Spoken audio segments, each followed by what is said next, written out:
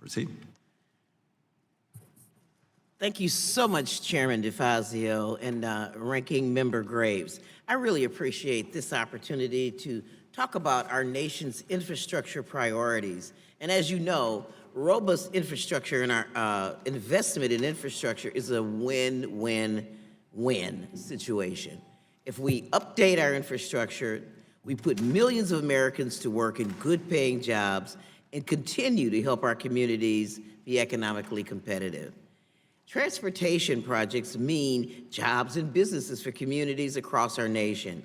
The Business Roundtable estimated that a significant federal infrastructure investment would, one, increase real disposable income for Wisconsin households by an average of $1,200 per year and create 16,000 more Wisconsin jobs over the next decade. Mr. Chairman, as you put together an infrastructure package, I hope that you will consider a new Water Resource Development Act and reauthorize the Fixing America's Surface Transportation Act. And I hope that you address the following priorities. Make sure that infrastructure investments are inclusive of all communities, support investments in public transportation, and support investments in water infrastructure. Mr. Chairman, we hear a whole lot about Flint, Michigan. But let me tell you, the children that are poisoned by lead in Milwaukee, Wisconsin, there's a 0.2% difference in what is happening in Flint and what is happening in Milwaukee, Wisconsin. When I learned that my granddaughter was pregnant, the first thing I did was called up and started buying water because of her, and I know that my constituents can't afford that. Mr. Chairman, it must remain a federal priority to ensure that all communities can benefit from investments in infrastructure. And by that, I don't just mean geographic areas where the funds are dispersed, but also diversity in the groups that receive the money to undertake these projects and who are employed on these projects.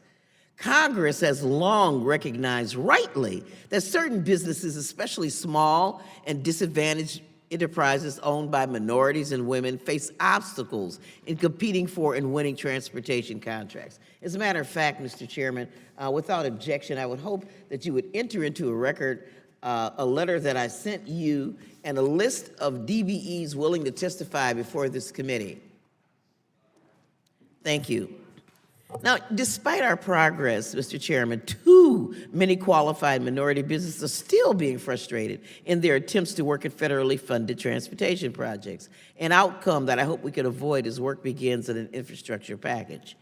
That's the message that these 45 of my colleagues joined with me on this letter to the committee earlier this year, simply just hoping and praying and wishing that minority and small contractors get an opportunity. Those who already face obstacles will get an opportunity. It's just naive and damaging. We don't find that the T&I committee, that there's any follow-up on making sure that these small and that the protocols are in place. We need to be proactive, Mr. Chairman, because when Congress is silent, little to no DBE participation occurs.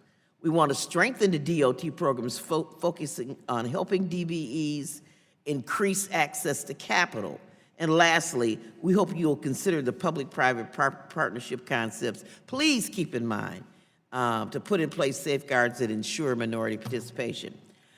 I'm running out of time, so I do want to mention that any infrastructure package must be inclusive of tribal communities, including strengthening requirements that federal agencies consult and engage with tribal communities in a meaningful way. Federal policy and executive orders call for it, and it is not always the reality. As noted by the National Congress of American Indians, Indian reservation roads, which make up the principal transportation system for residents and visitors to tribal and Alaska Native communities, are some of the most underdeveloped network in our nation. I just want to mention in my last 17 seconds that we need a well-funded public transportation system. And again, water, it has no enemies, but we are it is endangering all of our lives as we fail to deal with those investments. And I yield back my 1 second. I think